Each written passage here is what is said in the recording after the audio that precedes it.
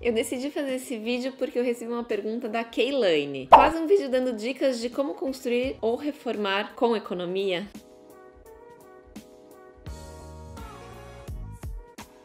Sempre que vocês quiserem me fazer qualquer pergunta, qualquer assunto relacionado a este vídeo ou qualquer outro tema livre, coloca aquela hashtag trocando ideia nos meus vídeos ou nos vídeos de todo o Esquadrão de Senza. Quando a gente fala, né, construir ou reformar, geralmente você pensa num montante, num dinheiro um pouquinho maior. É diferente de você só dar um tapa, sabe? Só uma decorada no ambiente. Eu tô falando aqui de uma reforma. Aqui no canal, geralmente, eu mostro pra vocês reformas, construções, e isso sim precisa de um investimento um pouquinho maior, geralmente. Por que geralmente? Porque você pode sim fazer essa reforma, essa construção, sendo mais econômico. O dinheiro, claro, vai ser maior que só um tapa, como eu disse, só uma decorada, mas não precisa gastar rios de dinheiro. Tem vários exemplos aqui nesse vídeo. Eu vou começar com algumas perguntas que me mandaram e aí eu vou colocando essas dicas no meio do vídeo. A Amanda, por exemplo. A tão esperada casinha, amei tudo, você arrasa. Ela tá comentando sobre o vídeo da casinha. Quem não assistiu, eu vou deixar aqui. Paty, me tira uma dúvida. No meu quarto de casal, queremos colocar pendentes nas duas laterais da cama, mas o nosso apartamento não é rebaixado. Você tem uma solução barata e prática para isso? Tenho. Olha só. Muitas vezes, eu recomendo os clientes, quando a planilha tá mais apertadinha da obra, pra gente fazer o forro de gesso rebaixado só na área social e deixar os quartos sem forro. Até pra você ter uma marcenaria, né, os armários mais bem aproveitados, com o pé direito mais alto, eu gosto de deixar os quartos sem forro. E aí, essa história dos pendentes, o que você pode fazer? Ou você coloca arandelas, que aí você rasga pela parede, não precisa sair rasgando na laje. Você pode desviar o ponto central, eu já mostrei também isso num vídeo que eu falei sobre iluminação. Quando você corta um pouquinho do gesso, sabe aquele gesso, não o gesso forro rebaixado, o gesso que a construtora usa para dar acabamento na laje, aquele gesso liso, sabe? Algumas vezes esse gesso tem uma alturinha suficiente para você conseguir passar um PP ali, um plástico-chumbo, sem precisar de conduíte. E aí você consegue desviar aquele ponto central para outros pontos, criando o seu pendente. Ou, a dica que eu acho a mais prática de todas e fica super charmoso, é você colocar o fio com uma barriguinha. Sabe quando você deixa o fio dobrado? Então, por exemplo, uma mesa de jantar, você tem ali o ponto central do seu pendente, só que não tá centralizado. E aí você coloca um ganchinho no teto para conseguir centralizar o pendente e fica aquela barriguinha do cordão. Vou deixar uma imagem aqui para ilustrar. É a mesma coisa, só que você vai criar dois pontos e deixar os pendentes ali ao lado da sua cabeceira, centralizados no criado mudo. A pergunta da Fernanda. Amei tudo e vi algo que tenho dúvida. O banheiro pode ser revestido apenas na área do box? Vou ver até o vídeo de novo pra ter certeza.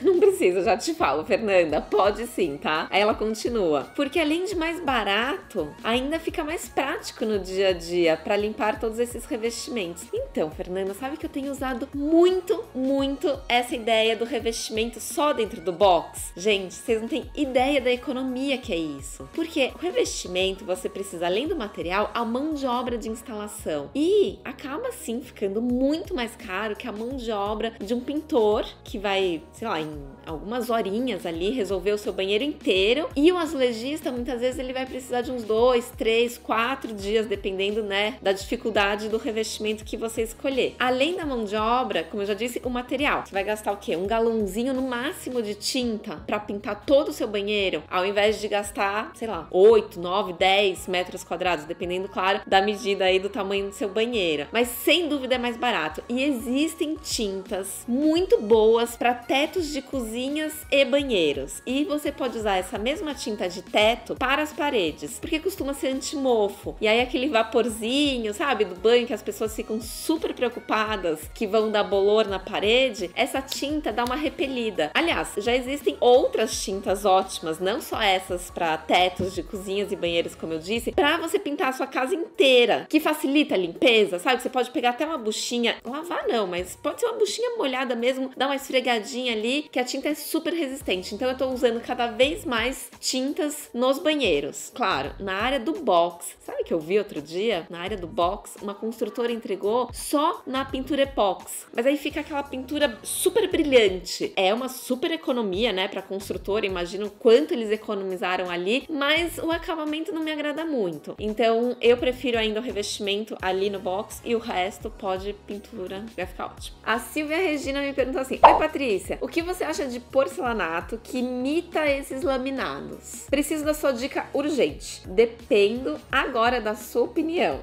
Depois que viciei em seus vídeos, só confio em você. Ô Silvia, obrigada. Então, a Silvia ela não perguntou nada sobre economia, mas eu aproveitei a pergunta dela para falar sobre esse assunto. Porque esses revestimentos que imitam outros materiais, por exemplo, o porcelanato que imita madeira ou o porcelanato que imita o mármore, eles costumam sim ser mais baratos do que o material natural, o material real, do que a madeira, do que o mármore. Mas muitas vezes eles não têm a mesma função, como por exemplo a madeira. A madeira é um material mais quente. Você sente isso, né? Quando você tá andando ali descalço na sua casa que tem um piso de madeira ou um piso frio, que a gente chama de piso frio, mas é um porcelanato. Esse porcelanato que imita madeira, ele pode até enganar visualmente, né? Tem uma estética bem parecida, mas o toque vai ser outro, a função vai ser outra. Ele vai servir, por exemplo, para um banheiro que você quer colocar madeira e tem medo, porque dentro do banheiro é mais difícil a manutenção de um piso de madeira, por razões óbvias, água, né? Seria a razão óbvia. Então ele funcionaria muito bem ali. Vai sair mais barato que a madeira? Depende, gente. Tem muita madeira, por exemplo, um laminado que acaba sendo mais barato, aquele piso multistrato. Eu tô devendo um vídeo desse, né? Quem quiser me pede aqui já, pra não esquecer depois. Esse multistrato, ele acaba sendo mais barato do que muitos porcelanatos que imitam madeira, sabia? Então não vai na certeza de que o porcelanato vai ser mais barato do que a madeira, de que o porcelanato vai ser mais barato que uma pedra natural. Eu já vi muito granito natural, muito mais barato que porcelanato. Então a minha resposta vai ser sempre depende. Eu acho bom, ela tinha me perguntado se eu achava bom. Eu acho bom em alguns casos, quando você precisa daquele material que imita a madeira para uma área molhada, por exemplo. Aí faz todo sentido. Mas você sempre tem que colocar na balança tudo ali, de todos os materiais que você tá pensando em usar. Custo, claro, a função deles, a estética. Muitas vezes fazer uma listinha do que não funciona para você ou do que não te agrada ajuda a chegar no resultado do escolhido. Uma dica boa. A Simone me pediu dicas baratas para marcenaria. Adoro, Simone, vamos lá. Muitas vezes, quando o cliente pede uma marcenaria barata, a gente vai direto para aquele laminado com acabamento branquinho básico. Os desenhados geralmente custam mais caros, os amadeirados também. Folha de madeira natural é mais caro do que o laminado, geralmente. Então, o branquinho seria o acabamento mais econômico. Existem diferenças de espessura quando o marceneiro vai montar ali o seu armário. Então, ele te fala, você quer com 18 ou 25 milímetros? Isso, ele tá falando da espessura da chapa que ele vai usar para fazer a estrutura do seu armário. Se é um armário que você pretende usar, pelo menos nos próximos 20 anos, sim, gente, esse é o prazo que geralmente eu passo para os clientes. Olha, eu tô reformando a sua casa, a gente tá construindo isso para durar pelo menos 20 anos. Então, é isso que você tem que colocar na balança. Se você quer que dure 6 meses, faz com um caixote de madeira, vai, 1 ano e meio, caixote de madeira dura, né? Faz uma estante, pode ser que comece a envergar, pode ser que dure mais de 1 ano e meio. Sim, adoro, já fiz uma estante de caixotes, fica linda. Mas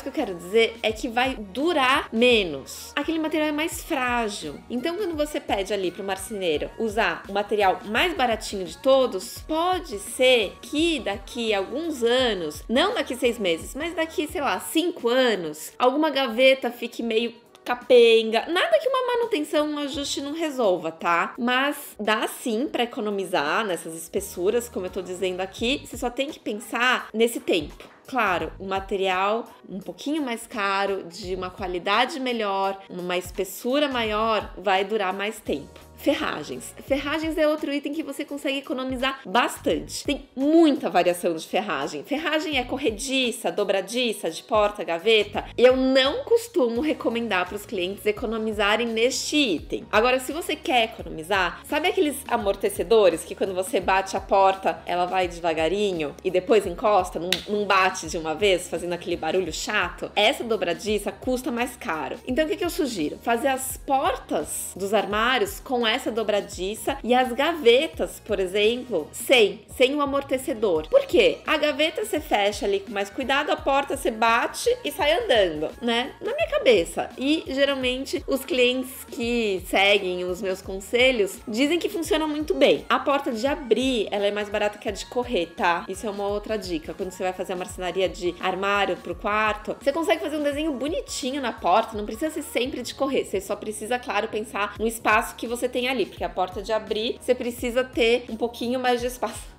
Outro dia me zoaram, me corrigiram que todas as portas são de abrir. É que eu tenho o costume de falar a porta convencional, eu chamo de porta de abrir. E a outra eu chamo de porta de correr, mas todas abrem, claro, né? Uma dica muito boa para economizar na marcenaria é que vocês já estão cansados de ouvir aqui nesse canal. Para quem já me conhece, para quem é novo, já aproveita e já se inscreve. Vou ficar super feliz de ter novos seguidores por aqui. As cavas. Eu sou completamente louca por cavas, a louca das cavas, pode se dizer assim.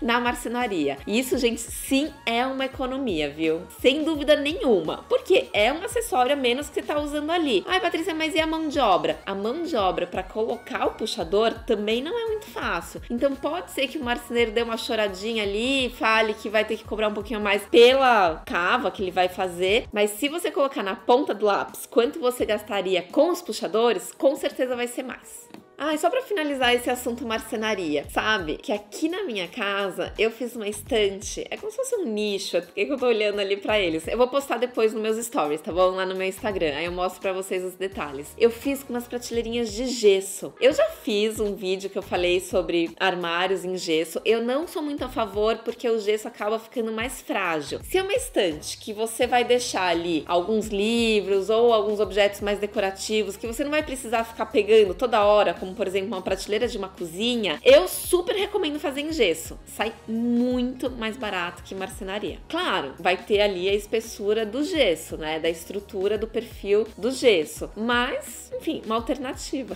Recebi uma mensagem fofa do Mário. Sim, é o nome dele, tá? 2 vezes, Mário.